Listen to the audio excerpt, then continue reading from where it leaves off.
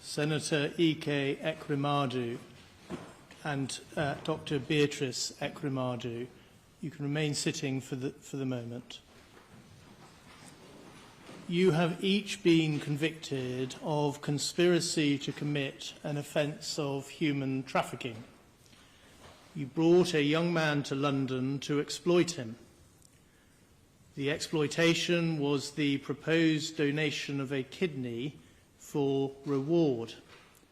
The reward was to be the payment of money and a chance to work in the United Kingdom.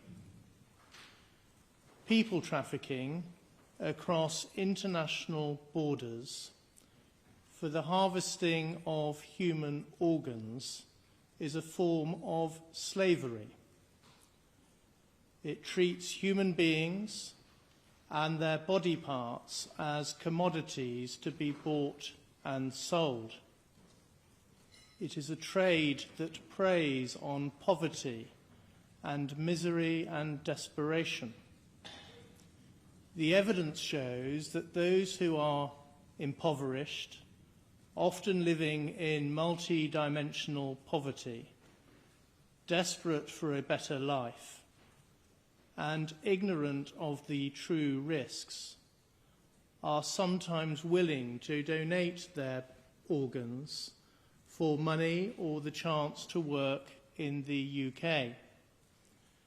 Significant risks attached to such donation without proper aftercare. You each played a part in that despicable trade. You, Abina Abeta, underwent a kidney transplant at the Royal Free Hospital in London in 2021. You said that you and your donor were cousins. That was a lie.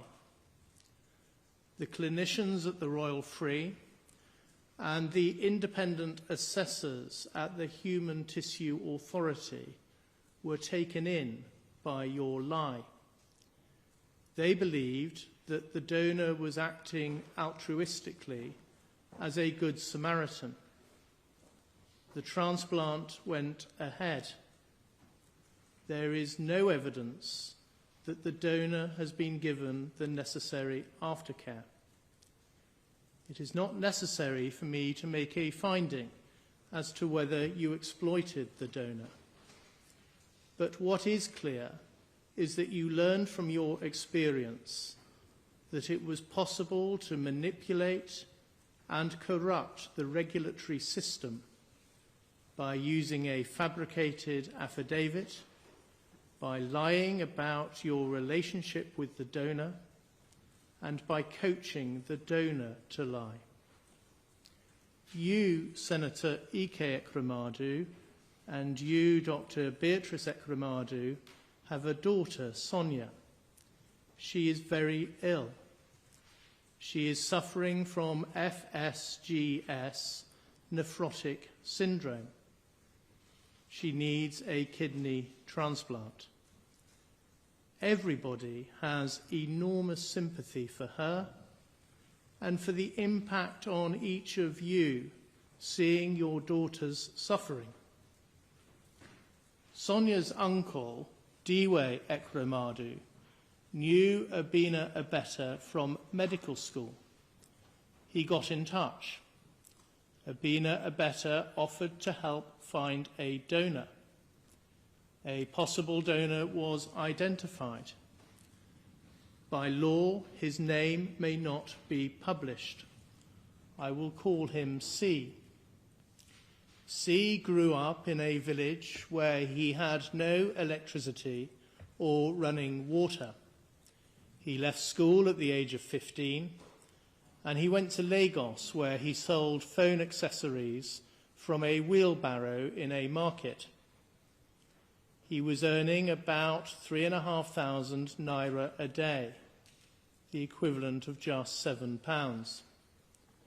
Tests in Nigeria showed that his blood group was the same as Sonia. He agreed to come to the UK. I am sure that he did not at any point agree to donate a kidney to Sonia altruistically. There was no reason why he should do so. He was not related to your family. He did not know Sonia or any other member of your family. Nothing was put in place to secure his future healthcare needs if he donated a kidney. The wealth and power inequality and disparity between you and C could not be more marked. You, Ike Ekweremadu, are a senator in Nigeria's National Assembly. You have held high political office. You had many staff, including domestic staff, maids, chefs, and drivers. You own multiple properties around the globe. There is evidence of as many as 40. More than £400,000 went into your bank account over a 6-month period. By contrast, C was unable to afford a £25 fare to travel from Lagos to Abuja. You each conspired together to bring C to the UK in order to exploit him. You all knew that was unlawful. You, Ike Ekweremadu, had been part of the legislature that had introduced the law that made that conduct a criminal offence in Nigeria. You, Abina Abeta, secured the visa. You did so by telling a lie that C and Sonia were cousins, the same lie that you had told in respect of you and your donor. You also secured a fabricated affidavit testifying to their relationship as cousins, just as you had done for your transplant. You asked the Ekweremadu family to pay C a fee of 3.5 million naira. The jury rejected your account that the fee was for his loss of earnings. The fee was paid by you, Ike Ekweremadu. The jury rejected your account that you knew the fee was a scam and that no reward would ever be paid to C. The evidence suggests that a corrupt relationship was established with a member of Royal Free staff, an interpreter who agreed to help with, quotes, coaching the boy, end quotes, and to provide the, quotes, relevant interpretation, end quotes. You, Ike Ekweremadu, were instrumental in establishing and controlling that corrupt relationship. The clinicians at the Royal Free Hospital once again believed the untruthful account that the donor and recipient were cousins. There was, however, a concern about the risk to C given his age and his ethnicity.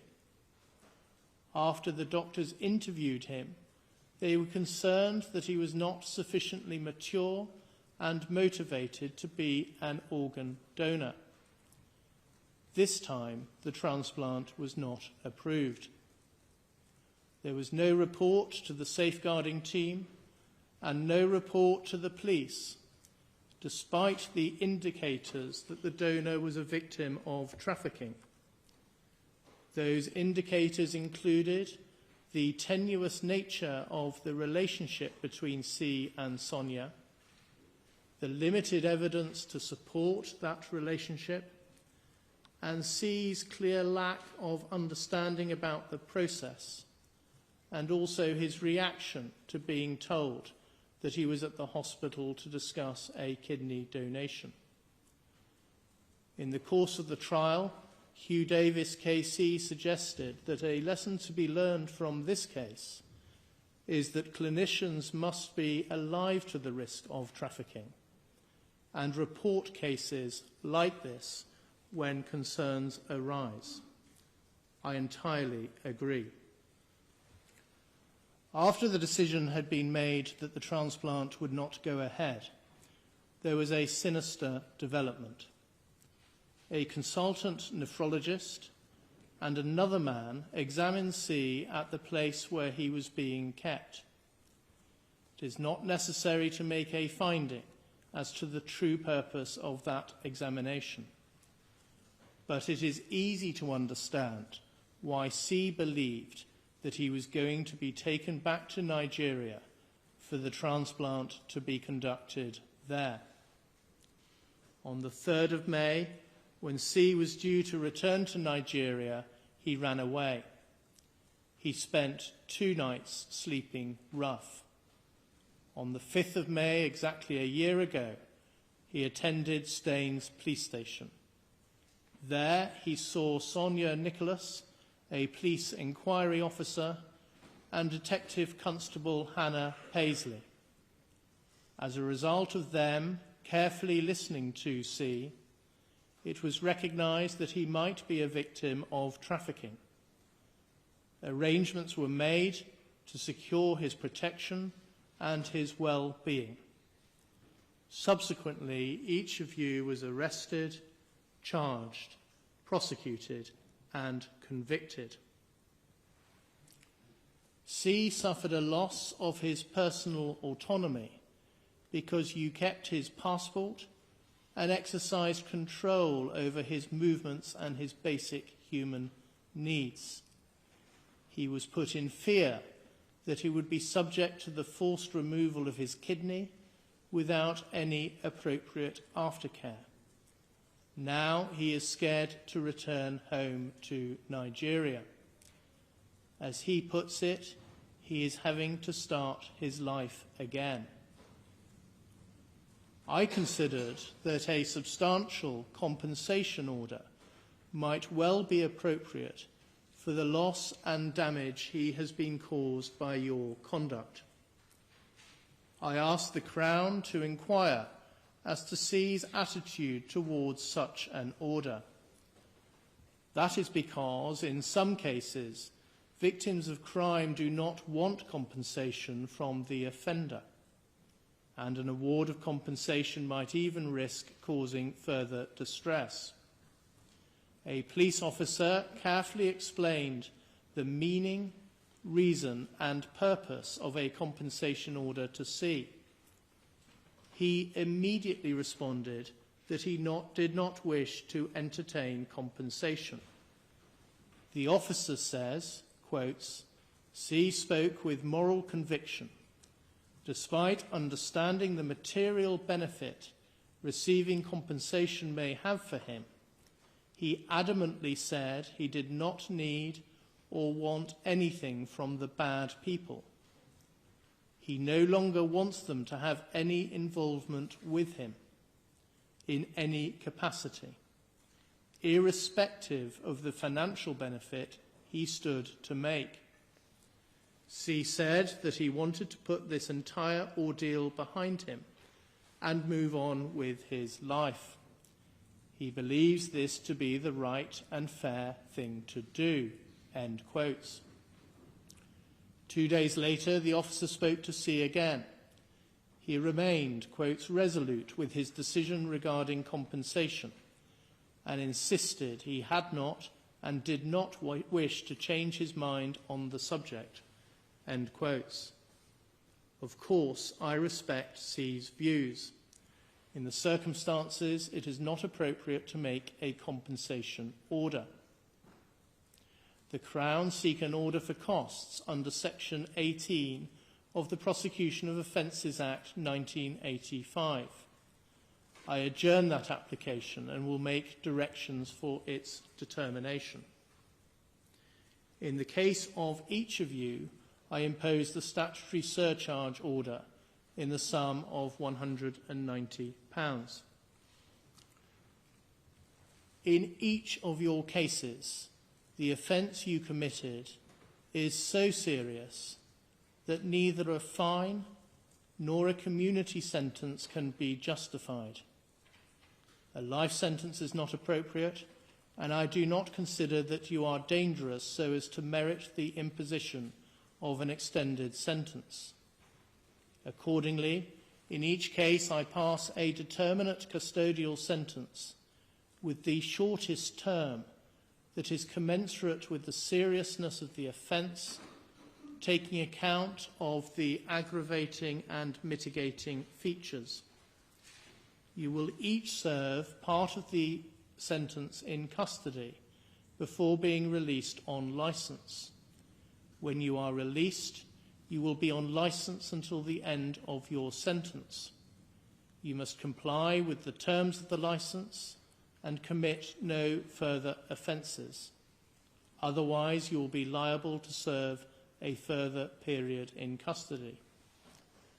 The disclosure and barring service will include each of you in the lists of those who are barred from working with vulnerable adults or children.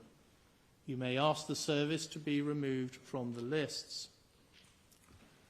The Sentencing Council has published guidelines for offences of human trafficking, contrary to Section 2 of the Modern Slavery Act 2015.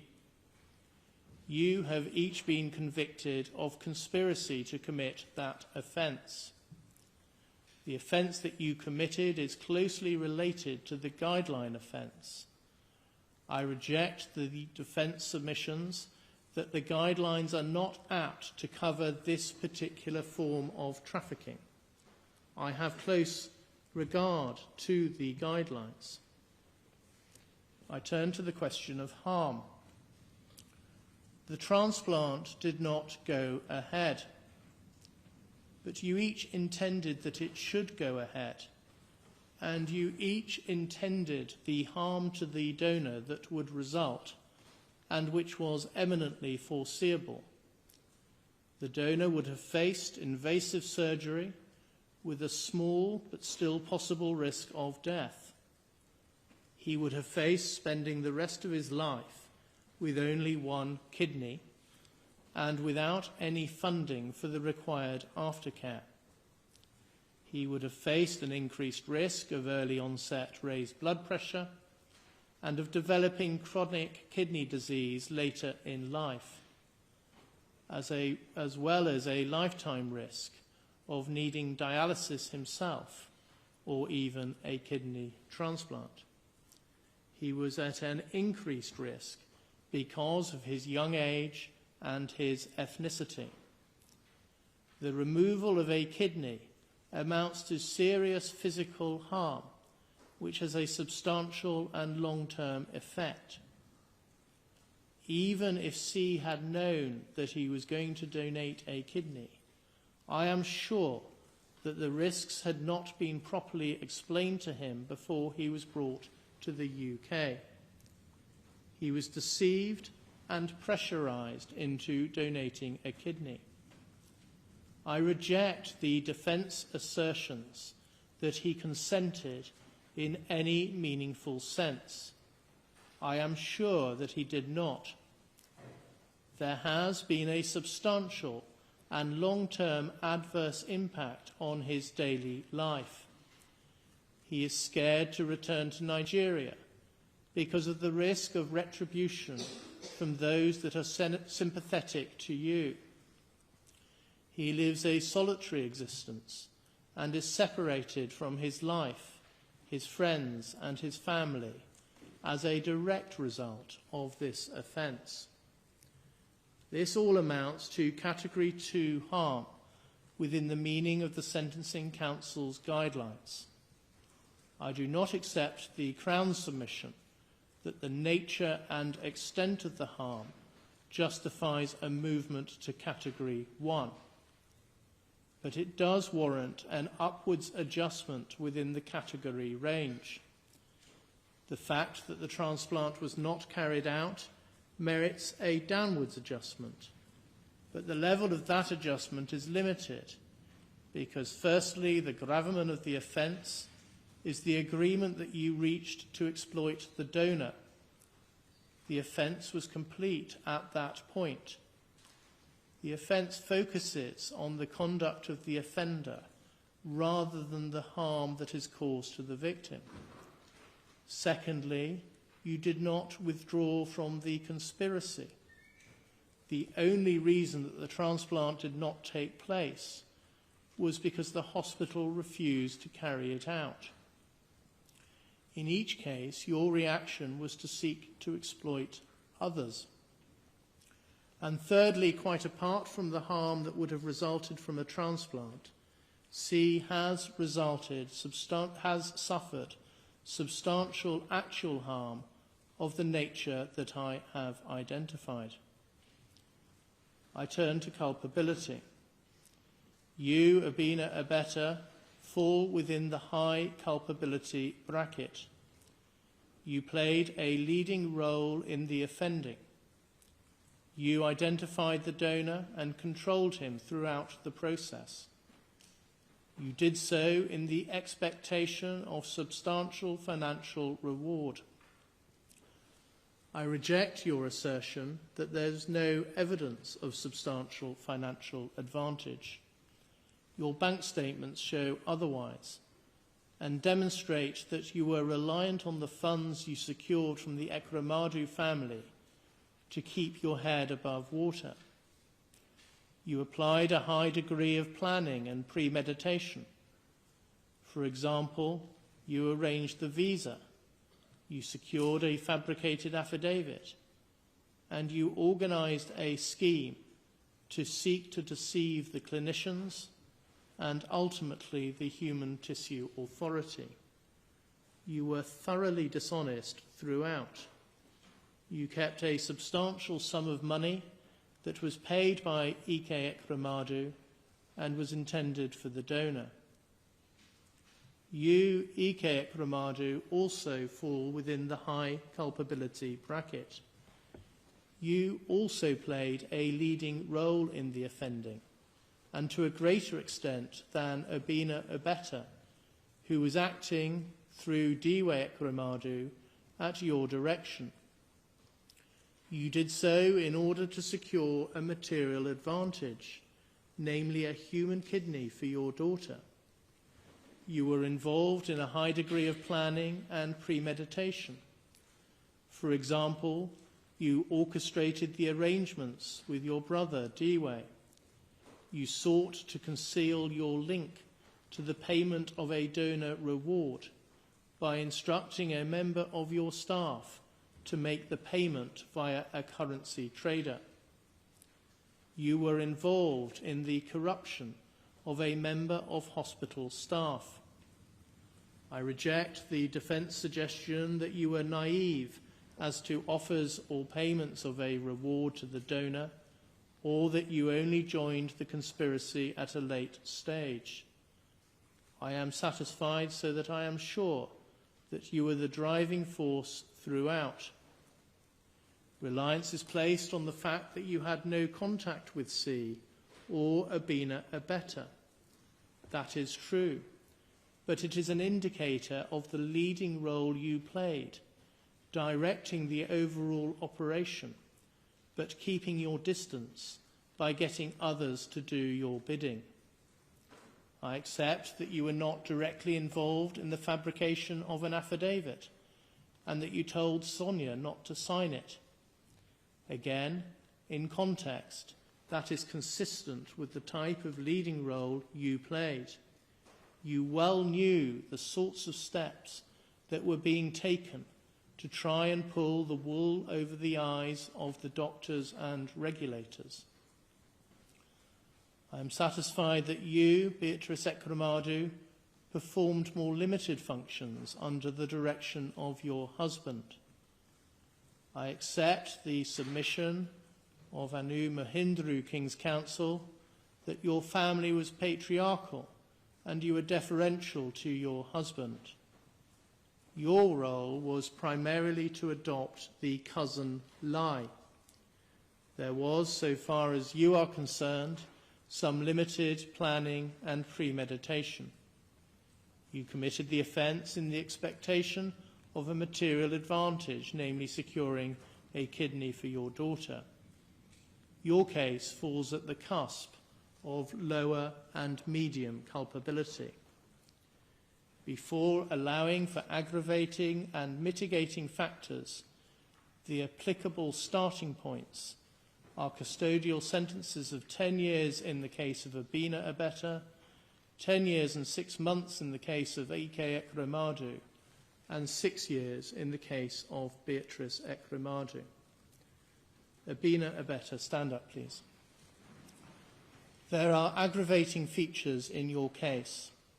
You deliberately targeted a victim who was particularly vulnerable due to his young age, his isolation from his immediate family, and his poverty. After the conspiracy to exploit C was thwarted, you continued to try and find another person to be exploited in the same way. As against that, you have no previous convictions, and you are a person of good character. I accept that you have done much good work as a medical doctor. You also have your own serious medical condition, as someone who has himself undergone a kidney transplant. I've taken account of the medical evidence. That does not suggest that your condition cannot be adequately managed in custody. I consider that the mitigating and aggravating factors are in balance. I sentence you to 10 years imprisonment, subject to allowing for the time for which you have been remanded in custody. You will spend 2/3 of that time in custody and will then be on licence until the end of your sentence. You can sit down, please. Senator Ike Ekweremadu, stand up, please. There are substantial aggravating features in your case. You knew that the donor was vulnerable because of his young age and his poverty. You had a profound understanding of the impact of poverty because of the work you have done for the ECOA Foundation. You gave direct instructions to ensure that tight control was exercised over C. Once the transplant did not go ahead, you immediately sought to find another person to be exploited in the same way, rapidly managing to identify several potential candidates. As against that, you have your own ongoing health problems. You have no previous convictions and were a person of good character. I accept Mr. Hicks KC's description of you as having exceptionally positive good character, and that your conviction represents a very substantial fall from grace. You set up the ECOA Foundation and have funded that organisation, which undertakes a very great deal of valuable charitable work to help those living in poverty in Nigeria. At trial, there was a great deal of character witness testimony, including from Archbishop Emmanuel Chukwuma, the Archbishop for the Diocese of Enugu. I have been provided with a bundle of 51 pages of character statements for the purpose of sentencing. I have read all of them. They include statements from a former president of Nigeria, the current president of the Senate, the Bishop of Enugu, the Attorney General and the Chief Law Officer of Nigeria, and the Speaker of the House of Representatives. That evidence speaks to your role in helping to establish and maintain democracy in Nigeria, and also as an international peacemaker. The evidence also includes moving pleas advanced by some of those who have benefited from your generosity and good works, and also a moving statement from your daughter, Sonia. I take all of that into account. It amounts to substantial mitigation. You were motivated by the despair of your daughter's very serious illness.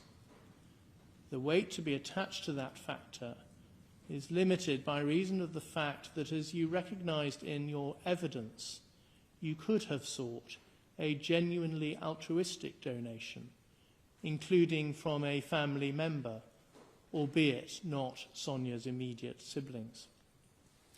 After taking account of the aggravating and mitigating factors in your case, I impose a sentence of 9 years and 8 months imprisonment, subject to allowing for the time which you have spent remanded in custody.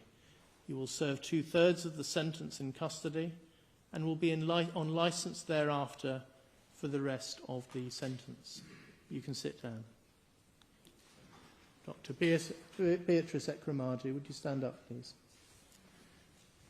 In your case, I adopt a starting point of 6 years custody.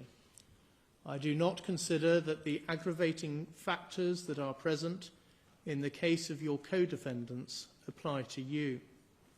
You were not directly involved in the identification of the donor, and the evidence does not show that you were directly involved in the attempts to identify a further donor after the transplant did not go ahead.